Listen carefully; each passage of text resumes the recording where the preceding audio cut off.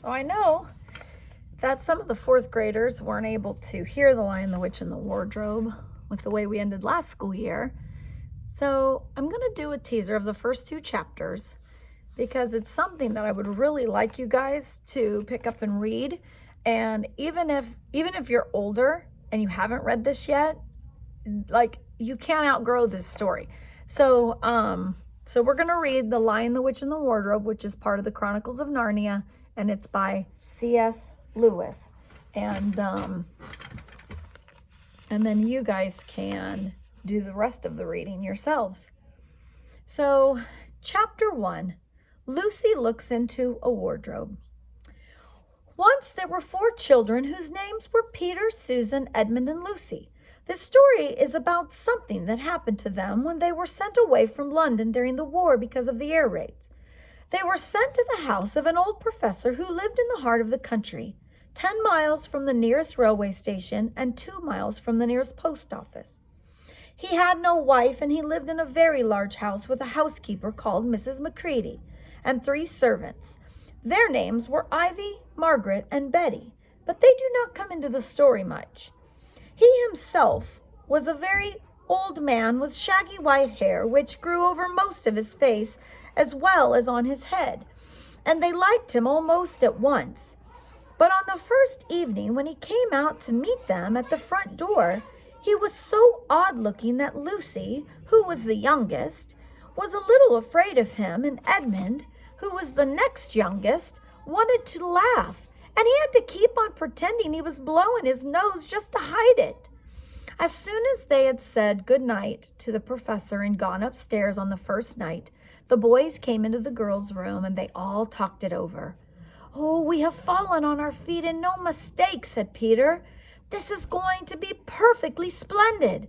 That old chap will let us do anything we like." "Oh, I think he's an old dear," said Susan. "Oh, come off it," said Edmund, who was tired and pretending not to be tired, which always made him a little bad-tempered. "Don't go on talking like that." "Well, like what?" said Susan. "And anyway, it is time for your bed." "Trying to talk like mother," said Edmund. "And who are you to say when I am to go to bed?" "Go to bed yourself." "Well, hadn't we all better go to bed?" said Lucy. "There's sure to be a row if we're heard talking here." "No, there won't," said Peter. "I tell you, this is the sort of house where no one's going to mind what we do. Anyway, they won't hear us. It's about a 10-minute walk from here down to that dining room, and any amount of stairs and passages in between." "Oh, whoa, what's that noise?" said Lucy suddenly. It was a far larger house than she had ever been in before, and the thought of all those long passages and rows of doors leading into empty rooms was beginning to make her feel a little creepy. "Oh, it's only a bird, silly," said Edmund. "No, it's an owl," said Peter. "Oh, this is going to be a wonderful place for birds. I shall go to bed now. I say let's go explore tomorrow. You might find anything in a place like this. Did you see those mountains as we came along? And the woods? There might be eagles. There might be stags. Oh, there'll be hawks." "And badgers?" said Lucy. "Oh, foxes," said Edmund. "And rabbits," said Susan. But when next morning came, there was a steady rain falling, so thick that when you looked out the window, you could see neither the mountains nor the woods, nor even the stream in the garden. "Of course it would be raining," said Edmund. They had just finished their breakfast with the professor and were upstairs in the room that he had set apart for them. A long, low row with 2 windows looking out in one direction and 2 in another. "Oh, do stop grumbling, Ed," said Susan. 10 to 1, it'll clear up in an hour or so. And in the meantime, we're pretty well off. There's a wireless and lots of books." "Well, not for me," said Peter. "I am going to explore in this house." And everyone agreed to this. And that was how the adventures began. It was the sort of house that you'd never seem to come to the end of, and it was full of unexpected places.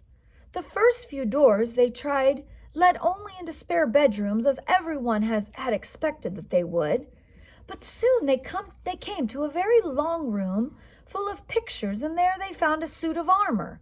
And after that was a room all hung with green, with a harp in one corner, and then came 3 steps down, 5 steps up, and then a kind of little upstairs hall with a door that led out to a balcony, and then the whole series of rooms that led into each other, and they were lined with books, most of them very old and some bigger than a Bible in a church. And shortly after that, they looked into a room that was quite empty except for one big wardrobe, the sort that has a looking glass in the door. There was nothing else in the room, all except a dead blue bottle in the windowsill. "Nothing here," said Peter, and they all trooped out again, all except Lucy. She stayed behind because she thought it would be worthwhile trying the door of a wardrobe, even though she felt almost sure it would be locked. But to her surprise, it opened quite easily, and 2 mothballs dropped out. Looking into the inside, she saw several coats hanging up, mostly long fur coats. There was nothing Lucy liked so much as the smell and the feel of fur. She immediately stepped into the wardrobe and got in among the coats and rubbed her face against them, leaving the door open, of course, because she knew that it is very foolish to shut oneself in any wardrobe. Soon she went further in and found that there was a second row of coats hanging up behind the first one. It was almost quite dark in there, and she kept her arms stretched out in front of her so as to not bump her face into the back of the wardrobe. She took a step further in, and then 2 and 3 more steps, always expecting to feel woodwork against her fingertips, but she could not feel it. "This must be a simply enormous wardrobe," thought Lucy, going still further in and pushing the soft folds of the coats aside to make room for her. And then she noticed there was something crunching under her feet. "Well, I wonder, is that more mothballs?" she thought, and stooping down to feel it with her hand, but instead of feeling the hard, smooth floor of the wood of the floor of the wardrobe, she felt something soft and powdery and extremely cold. "This is very queer," she said, and went on a step or 2 further. The next moment she found that she was rubbing against her face and hands was no longer soft fur, but something hard and rough and even prickly. "Why, it's just like branches of trees," exclaimed Lucy. And then she saw that there was a light ahead of her, not a few inches away where the back of the wardrobe ought to have been, but a long way off, and something cold and soft was falling on her.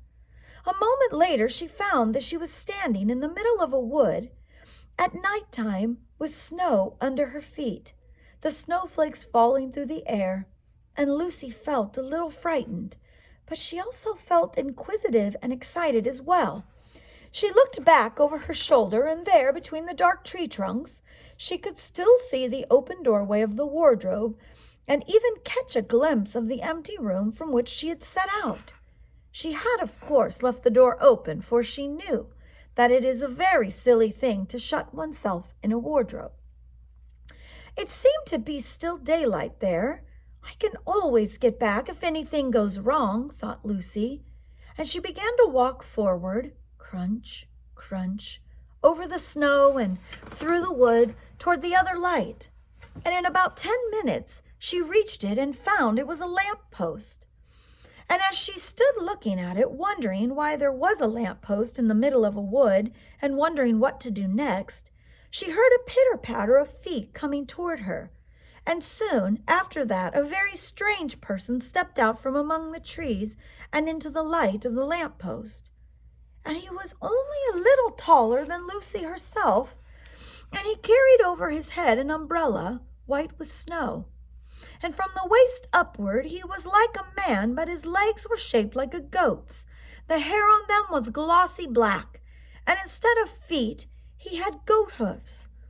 He also had a tail, but Lucy did not notice this at first, because it was neatly caught over his arm and held the umbrella as to keep it from trailing in the snow.